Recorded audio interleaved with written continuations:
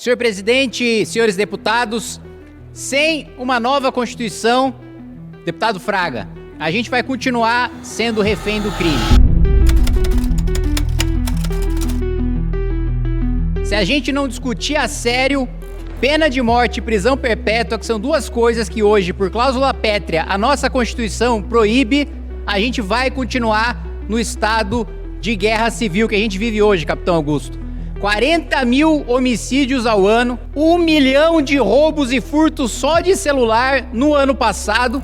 E eu digo isso porque saiu há pouco tempo um estudo do pesquisador, especialista em economia do crime, Pérez Chiquida.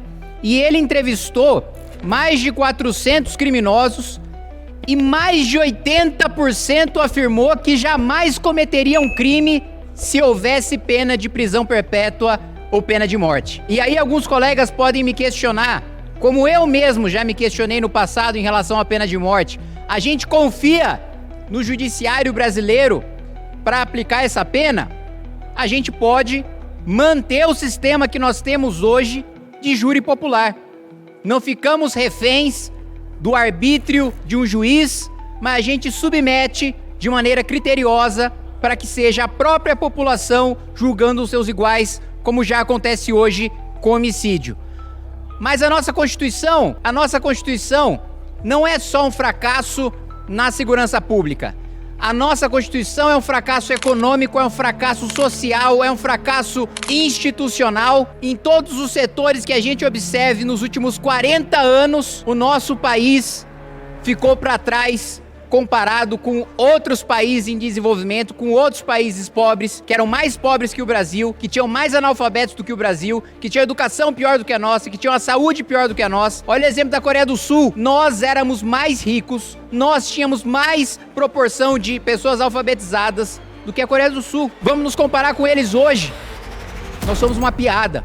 Não só eles, todo o Sudeste Asiático, outros países que fizeram a lição de casa, mesmo se a gente olha para os nossos vizinhos, para quem está próximo da gente, o México, o Paraguai, o Uruguai, apanhamos de todos eles na economia, no social, na segurança pública. A principal motivação, e isso desmonta boa parte do discurso da esquerda sobre bandidos, a principal motivação para cometer crimes, segundo os próprios criminosos, é a ideia de ganho fácil. A segunda principal razão é a ganância, segundo eles próprios. E você sabe o porquê? Não só pela impunidade, 80% é a chance de você cometer um crime e não ser preso no Brasil. 80%. Qual que é a renda média de um trabalho honesto? 13 vezes menor do que de ser criminoso. O criminoso no estado de São Paulo tem uma renda média mensal de R$46 mil por mês, deputado Zacarias. Um bandido no estado de São Paulo ganha em média, existem aqueles que ganham muito mais do que um deputado federal. E aí, quando o sujeito vai fazer o cálculo se vale a pena ou se não vale a pena cometer um crime, é claro que ele vai olhar para 80% de chance de sucesso, 13 vezes mais rendimento do que um trabalho honesto, ele vai escolher cometer um crime. Mas mais do que isso, a gente precisa reformar, a gente precisa escrever uma nova Constituição e por isso eu proponho um plebiscito para consultar a população sobre uma Assembleia Nacional Constituinte, sobre a permissão de previsão de pena de morte e prisão perpétua. Mas mais do que isso, a gente precisa reformar as nossas instituições. Mesmo esta Câmara dos Deputados, não é justo, não é correto que nós mesmos, deputados, votemos o nosso próprio salário. Para isso, o mundo desenvolvido já tem solução. Na Inglaterra é um comitê independente, no Reino Unido é um comitê independente que avalia se a economia cresceu, se a inflação está controlada e se os políticos merecem ter aumento de salário. Não é o próprio parlamento. Mais do que isso, nós falamos muito e denunciamos muitos abusos do Poder Judiciário do Supremo Tribunal Federal. O problema não é um ministro ou outro ministro. O problema são os poderes do próprio Supremo. Não interessa quem senta na cadeira de ministro do Supremo. O ministro do Supremo Tribunal Federal do Brasil é super poderoso. E para isso, o mundo desenvolvido também tem solução. As cortes constitucionais da Europa não fazem parte do judiciário. Corte constitucional não julga caso concreto.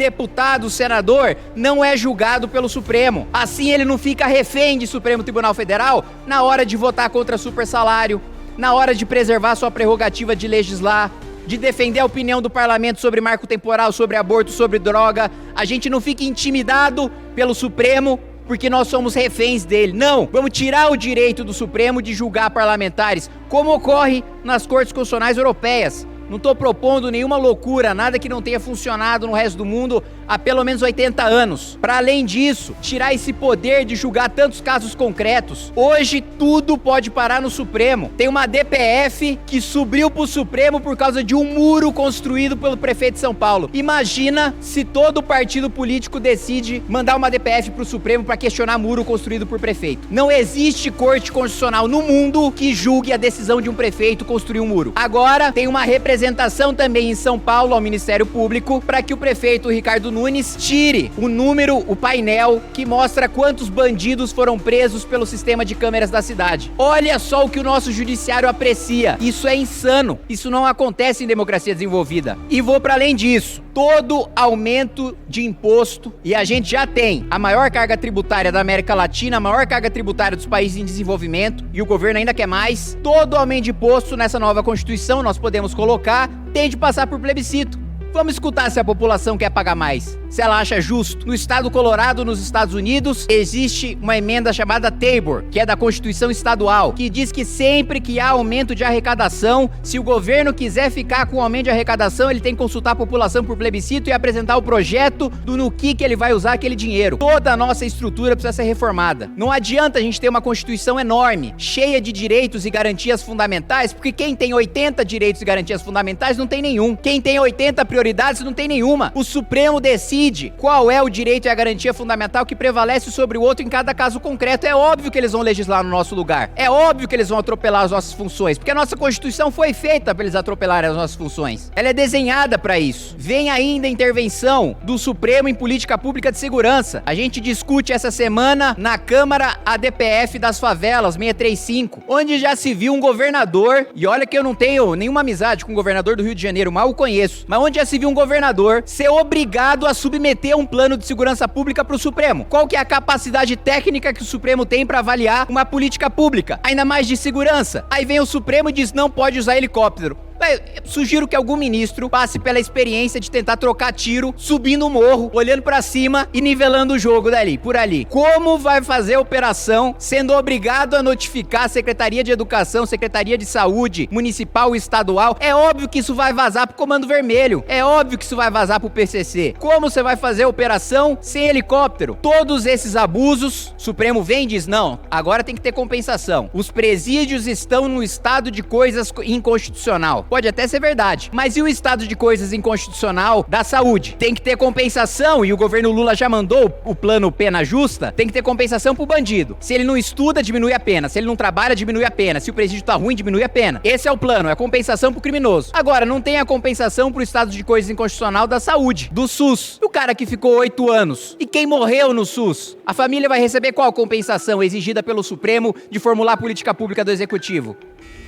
E a geração de pessoas que não sabem ler e interpretar um texto com qualidade, 92% dos brasileiros saem da escola sem saber ler e interpretar um texto com qualidade. Essa geração vai receber qual compensação do governo? Nada, zero. Por isso, meus colegas deputados, eu peço assinatura porque nós precisamos de 171 assinaturas de cada um de vocês para a gente convocar um plebiscito e consultar a população para redigir uma nova Constituição. Obrigado, presidente.